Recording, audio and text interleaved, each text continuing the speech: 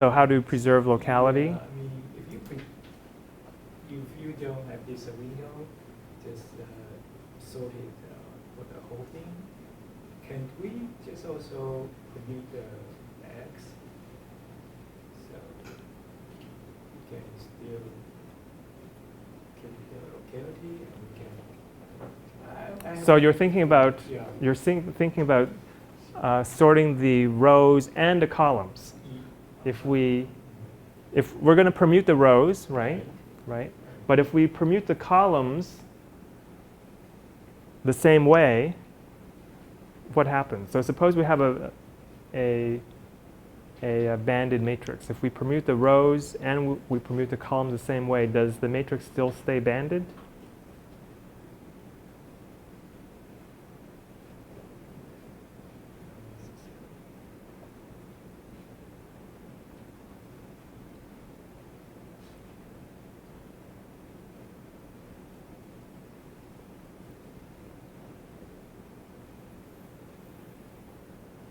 So maybe not.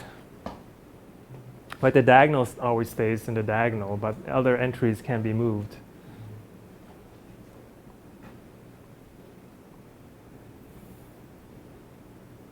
But this brings up some other new methods. So these are really new methods. They're so new that I'm not even sure that they're good methods to talk about. But let me draw some ideas on the board. Okay, so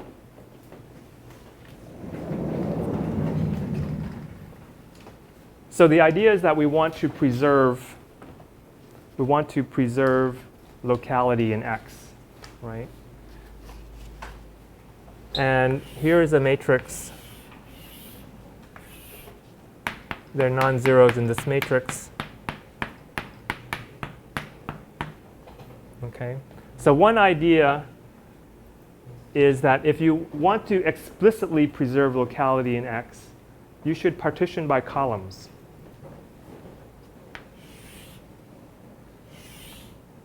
Right? So here's our vector X. And if you partition by columns here, then you're partitioning by rows here. And you can permute things within each column. That means you're going to permute the ordering of X. Right? But you can see that the accesses in X are going to be relative, are not going to move too much. If you're going to, it's not going to change too much. It's just going to change within this window. If you do this sliced LPAC idea, then you don't have, you're not explicitly trying to maintain locality in X, except when the matrix is banded. When the matrix is banded, then accesses to rows are going to correspond to accesses in columns, very roughly, right? But if you have a matrix that is not banded, then this explicitly will try to preserve locality in X, okay? So on top of that, we said, well, doing sliced LPAC is useful, right? Because it tries to reduce the amount of zero padding. So we'll also do partitions like this.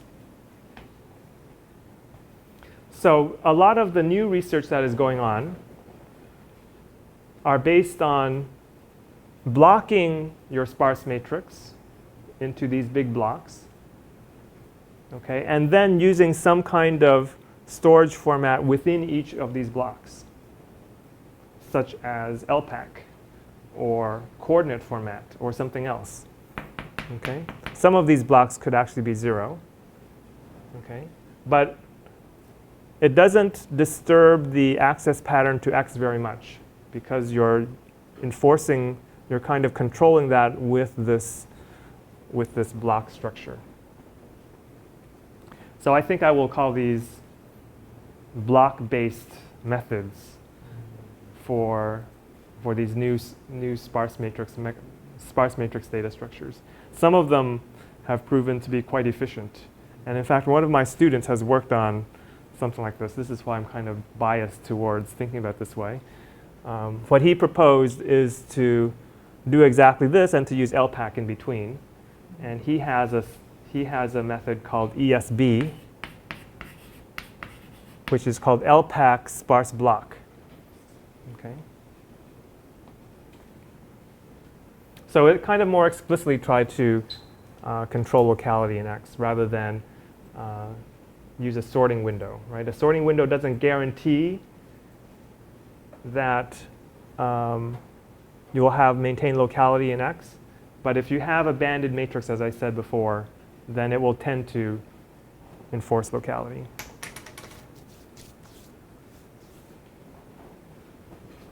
So any questions before we go to the exercise?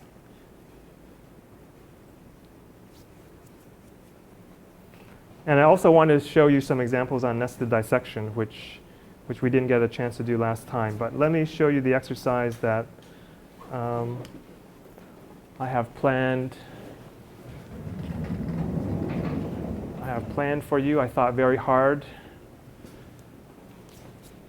on what might be an interesting exercise. So here's exercise 3. It concerns the jagged diagonal format. Okay, the jagged diagonal format, there was a slide on it earlier.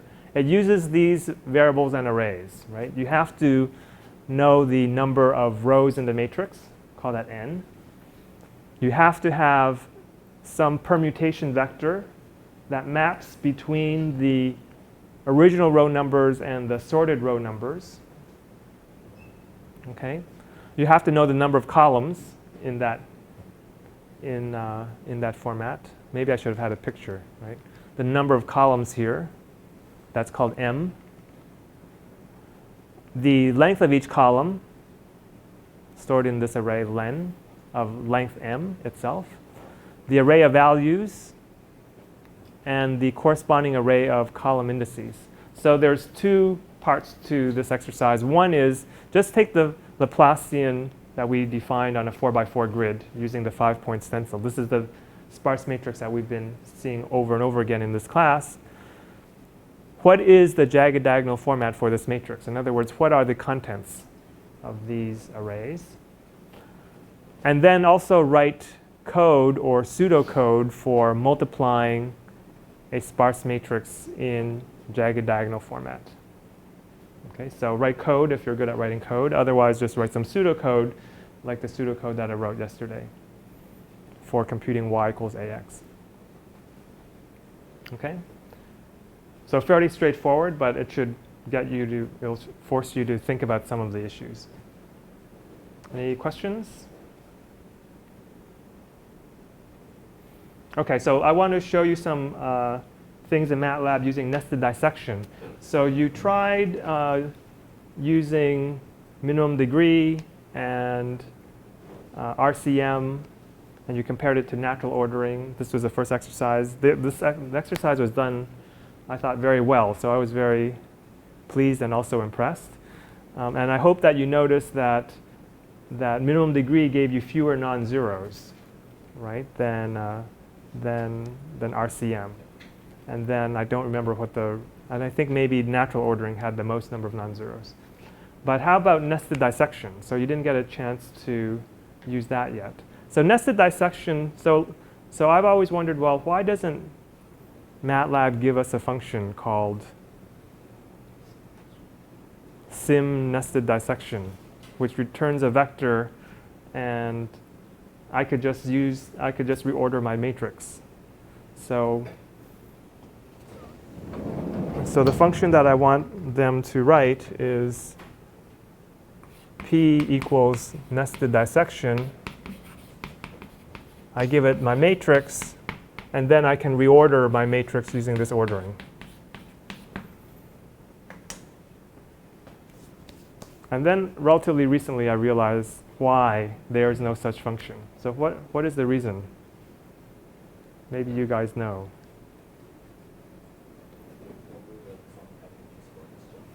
So I can already go to MATLAB Central and download this function that will already do it. So they haven't done it themselves? No, I don't. This is kind of true. There is a package called mesh ND. ND stands for nested dissection. But it doesn't provide this function. You just pass it the matrix and it gives me the ordering.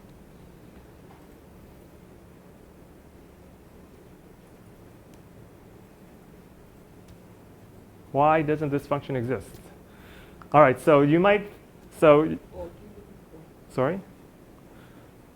Is it something to do with the partition, when we are selecting the partition in the dissection? It has to do with some partitioning. Yeah. Our number of the matrix n into n. When we are doing the next dissection, we first choosing the partition, right? So that partition has to be, or if it is cell partition, edge partition or this point partition, that is fairly different. So in other words, you have to partition a grid. Yeah. I think that's what you're saying. Yeah.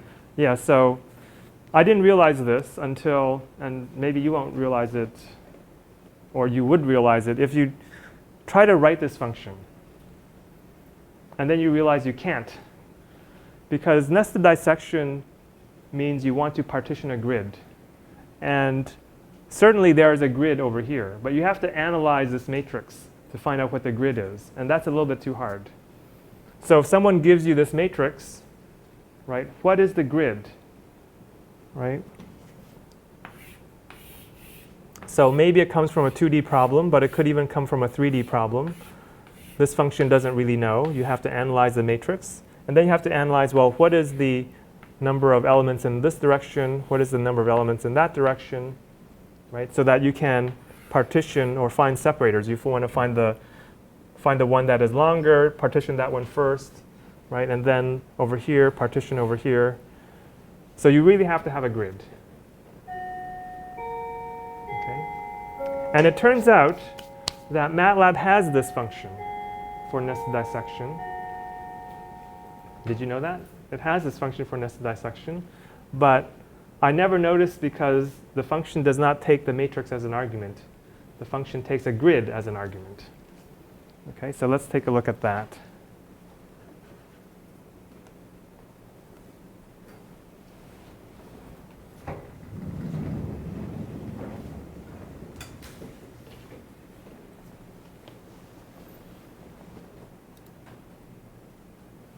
So go back to MATLAB, and if you ask for help on this function called nested, okay, it will generate a grid in nested dissection ordering. Okay, and it's a very simple function, and I think it's really just a toy function because it will only do a 2D example, and it will only do n by n grid. Okay, so let's see what happens. So G equals nested, let's see, 1, 2, 3, 4, 5. Let's say a 7 by 7 grid. How about that? Okay. And this is what G looks like. Okay, so we have a 7 by 7 grid, and it assumes that on the boundary we have known values, so it puts 0. We're not going to order, 0 means we're not going to order those. So what we're actually left with is a 5 by 5 grid. Okay, and this is the ordering of the grid points in nested dissection order. So we have 1, 2, 3, 4. Okay, so that's the smallest subdomain. It's a 2 by 2 subdomain. 5, 6, 7, 8. Okay, and here's a separator between them, 9 and 10. Okay, and then another subdomain, 11, 12, 13, 14, and another subdomain, 15, 16, 17, 18, and the separator between it, 19 and 20. And then the separator that was found first, 21, 22, 23, 24, 25. Okay, so there's that thing in that order.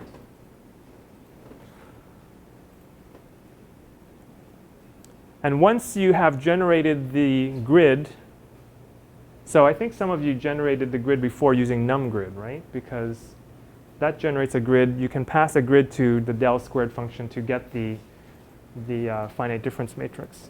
So instead of passing the numGrid grid, we're going to pass the nested dissection grid. So let's say G2, for comparison, numGrid 7. 7 by 7. It takes 2 arguments.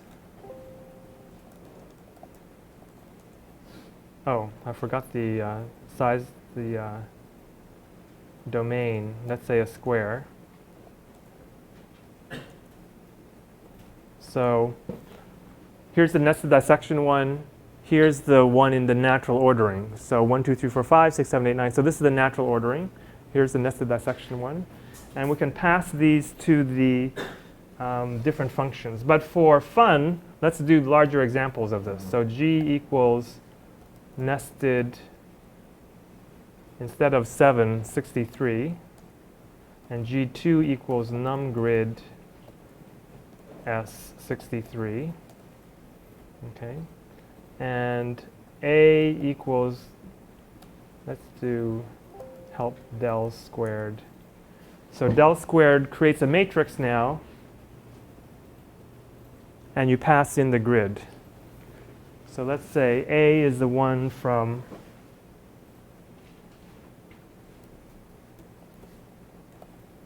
nested dissection, and A2 is the one from the natural ordering. So if we look at A2, right, so this is the matrix. It has 5 non-zeros per row approximately, except at the boundaries, right? And now let's look at the nested dissection. So that's just A. Looks like this. And remember how the algorithm works. It's partitioned things into 2 pieces. Here's the first piece. Here's the second piece. And here is a piece which is the separator between the 2 pieces. Right? And then within each piece, it has also divided things into 2. So within this piece, it's divided this into that piece, and another piece, and then the separator. And all of these look like downward pointing arrows. And you know, downward pointing arrows are good for reducing the amount of fill-in. So you could try to compute the Kluski factor of this matrix and see how much fill-in there is and compare that to minimum degree on here. So we, in fact, most of you have done this, but let's try R equals Kluski factorization of A, number of non-zeros in R. We could even look at the Kluski factor. Okay, so this is the upper triangular Kluski factor. You can see that there's not a lot of fill-in. All the fill-in occurs below this, below the entries, the outermost entries. And then let's say R2 is the Kluski factor. Okay, let's not compare to, let's compare to minimum degree. So P equals approximate minimum degree of A2, right? And then R2 equals Kluski factor of A2 P comma P, right? So this is the matrix after minimum degree ordering. We're going to compute the Kluski factor of it, and then we're going to try to see how many non-zeros are there. So what do you think? Do you think that AMD will win, or Kluski or nested dissection will win? Which one will have fewer? Do you think nested dissection? I actually don't know the answer. So we'll see. Okay, nested dissection by a lot. No, sorry. Minimum degree by a lot. So minimum degree better than nested dissection. And if we look at that factor,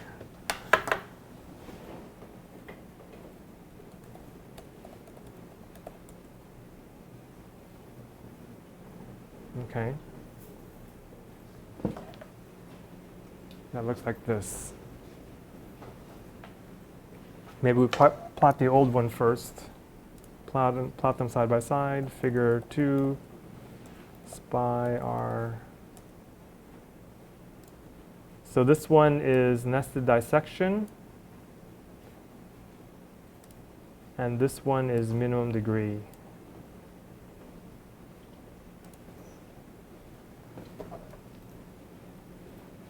So nested dissection and minimum degree. So the greedy strategy wins. Minimum degree is the greedy strategy.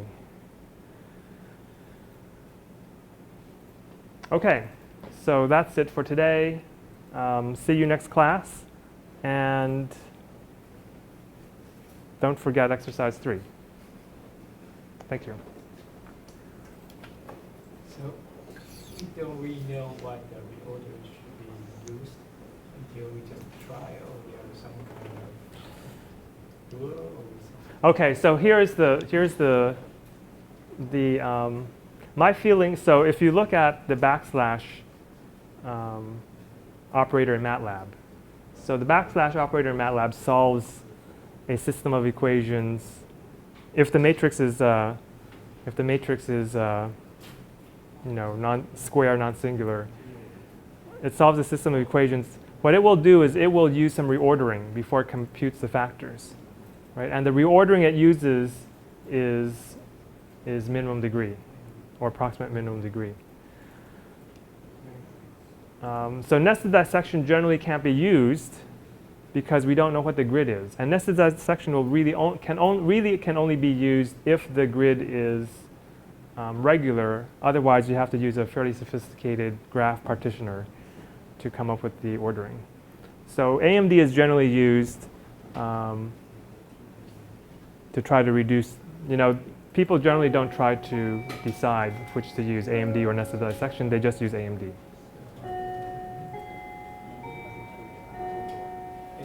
Another question is about the function of nested dissection. Yep.